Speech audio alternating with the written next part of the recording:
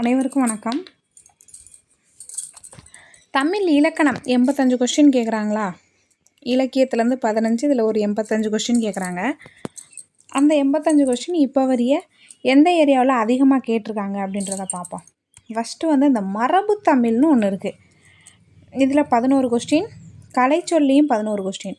நீங்கள் கலைச்சொல்லை படித்து 11 கொஸ்டினையும் நீங்கள் கரெக்டாக போடுறது ரொம்ப ரொம்ப ரொம்ப கஷ்டம். நம்ம எல்லாருமே ஓகேவா? கலைச்சொல்லை எங்கே கேட்குறாங்கன்னு கண்டுபிடிச்சி ரொம்ப கஷ்டமான ஒன்று விட்டுருங்க. ஆனால் மரபு தமிழில் 10 கொஸ்டின் ஈஸியாக போடலாம். ஓகேவா? 10 கொஸ்டின் தாராளமாக போடலாம். 11 கொஸ்டின் கேட்குறாங்க. அதில் ஒரு கொஸ்டின் வேணால் கஷ்டமாக இருக்கும். இந்த தடவை அந்த மான் கேட்டாங்களே அந்த மாதிரி ஒரு கொஸ்டினை கஷ்டமாக கேட்பாங்க. மற்றபடி 10 கொஸ்டின் ரொம்ப ரொம்ப ரொம்ப ஈஸி. யானை பிளிரும் இந்த டைம் கேட்டிருந்தாங்கல்ல, அந்த மாதிரி ரொம்ப ஈஸி. அதனால் மரபு தமிழில் ஃபஸ்ட்டு முக்கியத்துவம் கொடுங்க. மரபு தமிழில் 11 கொஸ்டின். மரபு தமிழில் என்னென்ன கேட்குறாங்கன்னு நான் சொல்கிறேன், பின்னால் சொல்கிறேன் பாருங்கள். அடுத்தது இந்த கலைச்சொல்ல 11 கேட்குறாங்க. அதில் பார்த்திங்கன்னா 5 கொஸ்டின் பொறுத்துகளில் வைக்கிறாங்க. ஒரு கலைச்சொல் தெரிஞ்செல்லாம் நீங்கள் மார்க் எடுக்க முடியாது. என்ன பண்ணணும்? பொறுத்துகளில் 4 இருக்குது. 4 அப்போ 5 பொறுத்துக அப்படின்னா 4 கலைச்சொல். அப்போ என்னது? 20 கலைச்சொல் படிக்கணும். வேண்டாம், கலைச்சொல் நமக்கு தெரிஞ்சால் போடுவோம், அவ்வளோதான். அது எங்கே கேட்குறாங்கன்னு கண்டுபிடிச்சி ரொம்ப கஷ்டமான ஒன்று கலைச்சொல் விட்டுறலாம்.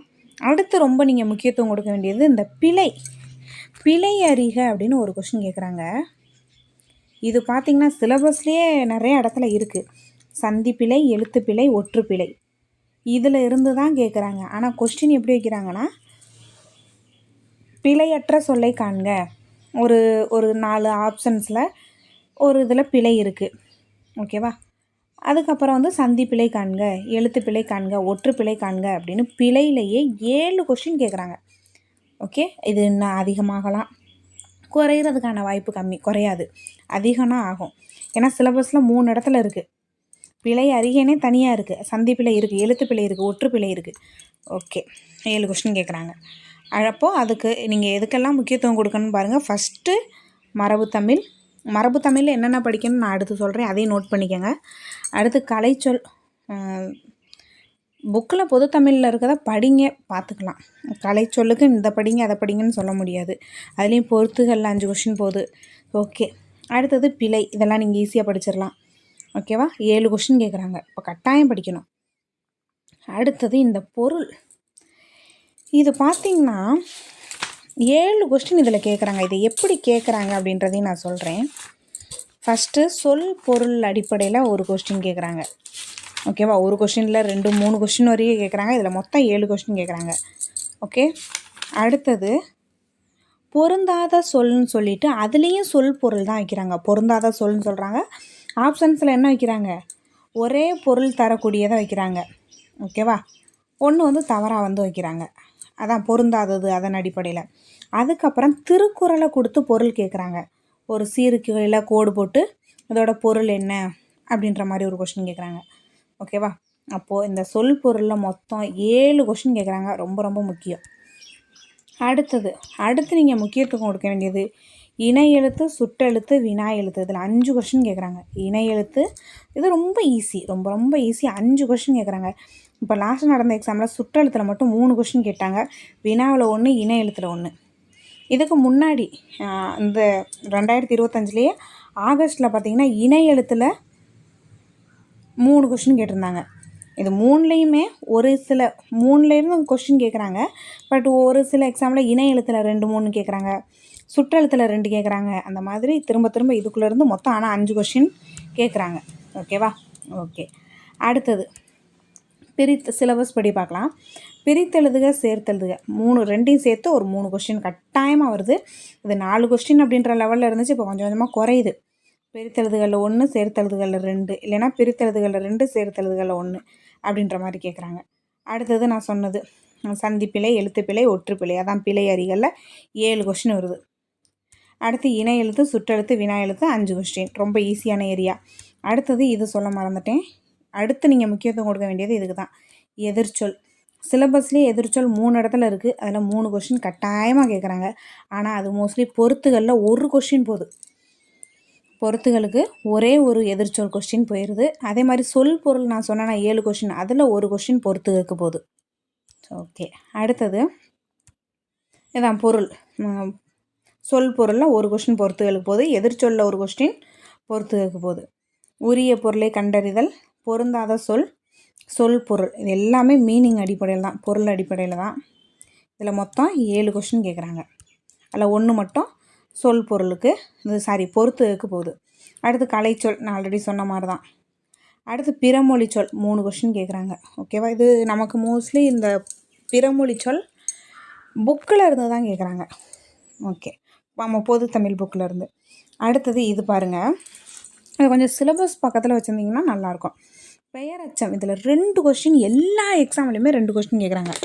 ஓகேவா, சிலபஸ் பார்த்திங்கன்னா தெரியும். சிலபஸில் அதை எப்படி கொடுத்துருக்காங்கன்னா, வேர்ச்சொல், அடுத்தது வேர்ச்சொல்லிருந்து வினைமுற்று, வினை எச்சம், வினையாளனின் பெயர், அதுக்கப்புறம் பெயரச்ச வகை அறிதல் அப்படின்ட்டுருக்கு. அதில் பெயரச்சத்துலேருந்து மட்டுமே பெயரச்ச வகை அறிதல் 2 இருக்குது. வகை, குறிப்பு, தெரிநிலை அப்படின்ட்டுருக்கும். திரும்ப திரும்ப திரும்ப எல்லா எக்ஸாம்லேயும் இதுலேருந்து 2 கொஸ்டின் கேட்குறாங்க. ஓகே, அடுத்தது வேர்ச்சொல்லிருந்து வினையச்சம், அடுத்து வினையாளனின் பெயர், வினைமுற்று அப்படின்ட்டுருக்கு. இதுலேருந்து 2 கொஸ்டின். இந்த தடவை 1 தான் கேட்டிருந்தாங்க. அது வினையாளனின் பெயர்லேருந்து கட்டாயமாக கேட்குறாங்க. ஓகேவா, ஸோ பெயரச்சத்துலேருந்து 2 கேட்டாங்க அப்படின்னா, இந்த வினையச்சம், வினைமுற்று, வினையாளனிலேருந்து 1 கேட்குறாங்க. இதுவே பெயரச்சத்தில் 1 கொஸ்டின் கேட்டாங்கன்னா, இந்த வினையச்சம், வினைமுற்று, வினையாளனிலேருந்து 2 கேட்குறாங்க. ஆக மொத்தம் இங்கே 3லேருந்து 4 கொஸ்டின் வருது. ஓகே, வேர்ச்சொல்லிருந்து ஒரு கொஸ்டின், அடுத்து வினைமுற்று, வினையச்சம், வினையாளனிலேருந்து ஒரு கொஸ்டின், பெயரச்சத்துலேருந்து ஒரு கொஸ்டின், அந்த மாதிரி இதில் எப்படி 3லேருந்து 4 கேட்குறாங்க. அடுத்தது இந்த மரபு தமிழ் சொன்னோன்னா 11 கொஸ்டின் ரொம்ப ஈஸியாக வாங்கலாம், ரொம்ப ரொம்ப ஈஸியாக வாங்கலாம். ஃபஸ்ட்டு திணை, உயர்திணை, அக்ரிணை. நமக்கு தெரியும் உயர்திணைனா என்ன, அக்ரிணைனா என்னன்னு. அதே மாதிரி பால் மரபு, இது 5 வகைப்படும். ஆண்பால், பெண்பால், பலர்பால், அடுத்தது ஒன்றன்பால், பலவின்பால். ஓகேவா, ஒன்றன்பால், பலவின்பால், அப்படி இது எல்லாமே படிக்கணும். அடுத்தது காலம், இது கொஞ்சம் ஈஸியான கொஸ்டின் வரும். காலம், இறந்த காலம், நிகழ்காலம், எதிர்காலம், ஈஸியாக இருக்கும். அடுத்து இளமை பெயர், புலி, பரல், சிங்கம், குருளை படிச்சிருக்கோம்ல, அதுதான் அந்த இளமை பெயர்லேருந்து ஒரு கொஸ்டின். அடுத்தது ஒலி மரபு, சவுண்டு, இதோட யானை, பிளிரும்னு கேட்டிருந்தாங்க. அடுத்து வினை மரபு, கூடை, முடைந்தான், பானை, வனை, அதான் வினை மரபு. அடுத்து தொகைனா மக்கள், கூட்டம், அந்த தொகை சேர்றது, ஆணிரை இருக்குல்ல, இப்போ கூட மான் கேட்டிருந்தாங்களா, அதெல்லாம் இந்த தொகை மரபுலேருந்து கேட்குறாங்க. ஸோ இதிலேருந்து 7 கொஸ்டின் கேட்குறாங்க. ஏதாவது ஒன்றை தான் விடுவாங்க. ஒன்றை விட்டாங்க அப்படின்னா, ஆக்சுவலாக அதெல்லாம் விடுறதில்ல, எப்போவுமே 7-8 கொஸ்டின் வரைய போகுது. இல்லை அப்படின்னா ஒலி மரபு, வினை மரபுலேருந்து ஒரு கொஸ்டின், அல்லது வினை மரபு தொகை மரபுலேருந்து ஒரு கொஸ்டின், இல்லை அப்படின்னா தொகை மரபுலேயே 2 கொஸ்டின். இதில் 7 கொஸ்டினுக்கு கேட்குறாங்க. 11 கொஸ்டின் கேட்குறாங்க. பாருங்கள், இங்கே இருக்கிறது என்னவோ 7 தான், டாபிக் 7 தான், ஆனால் கேட்குற கொஸ்டின் 11. அப்போது ஒரு சில டாப்பிக்கில் 2-3 கொஸ்டின் கேட்குறாங்க. ஓகேவா, ஓகே, ரொம்ப ரொம்ப முக்கியம், ரொம்ப ரொம்ப முக்கியம். 11 கொஸ்டின் கேட்குறாங்க. இப்போ லாஸ்ட்டாக நடந்த 2 எக்ஸாம் எடுத்து பார்த்திங்கன்னா 11 கொஸ்டின் இருக்கும்.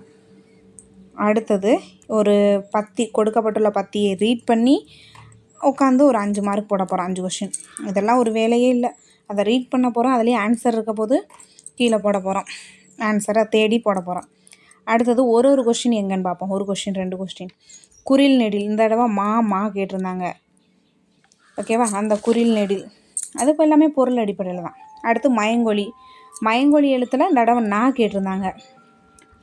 எதுனாலும் கேட்கலாம். அவங்க என்னென்ன மயங்கொலி கொடுத்துருக்காங்க அப்படின்னா, லா கொடுத்துருக்காங்க, அடுத்தது நான் கொடுத்துருக்காங்க, ரா கொடுத்துருக்காங்க. இது 3ல் எதுனாலும் கேட்கலாம், சிலபஸில் என்ன இருக்கோ.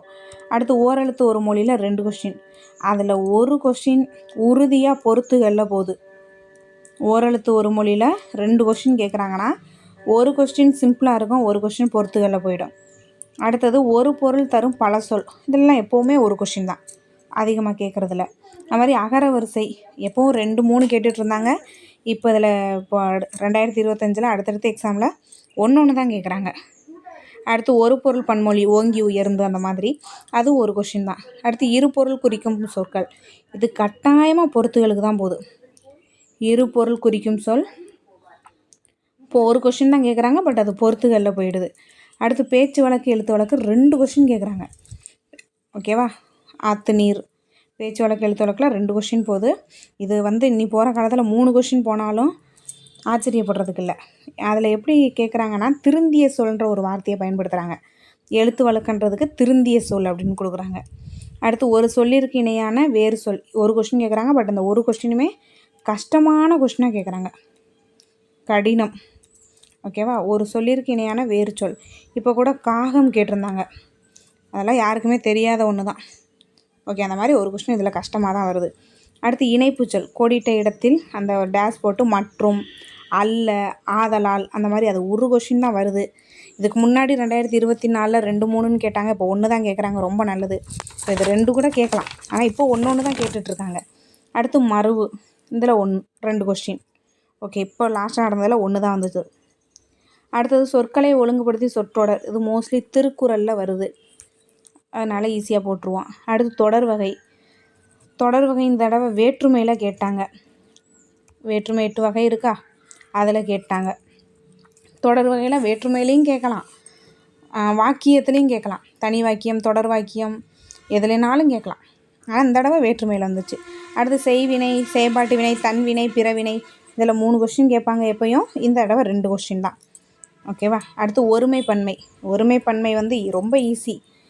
ஒருமை மரம் அப்படின்னா வளர்ந்தது தூள முடியும், மரங்கள் அப்படின்னா நாள முடியும். ஒருமை பன்மை இதில் எப்போவுமே 2 கொஷின் இருக்கும், உறுதியாக இருக்கும். ஓகேவா? ஓகே, இவ்வளோதான்.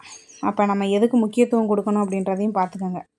இதுக்கெல்லாம் முக்கியத்துவம் கொடுக்கணும். 11 கொஷின் எங்கே வருது, அடுத்து 7 கொஷின், அடுத்து 5 கொஷின். இந்த ஏரியாவுக்கு நீங்கள் ரொம்ப ரொம்ப ரொம்ப முக்கியத்துவம் கொடுக்கணும். இவ்வளோதான். சிலபஸ் ரொம்ப ஈஸி, ஆனால் சிலபஸில் இருக்க எல்லாமே கவர் பண்ணுறாங்க. நிறுத்தற்குறி ஒரு சில எக்ஸாமில் கேட்குறாங்க, ஒரு சில எக்ஸாமில் கேட்காம விடுறாங்க. அந்த மாதிரி காலம் சொன்னேன்னா அந்த மரபு தமிழில் அதெல்லாம் காலம் அதெல்லாம் ரொம்ப ஈஸியான ஒன்று. ஓகேவா? திணை பால் காலம் இளமை ஒளி வினை தொகை 7 டாப்பிக்லேருந்து 11 கொஸ்டின். ரொம்ப முக்கியமான ஒன்று, நல்லா பார்த்து வச்சுக்கோங்க.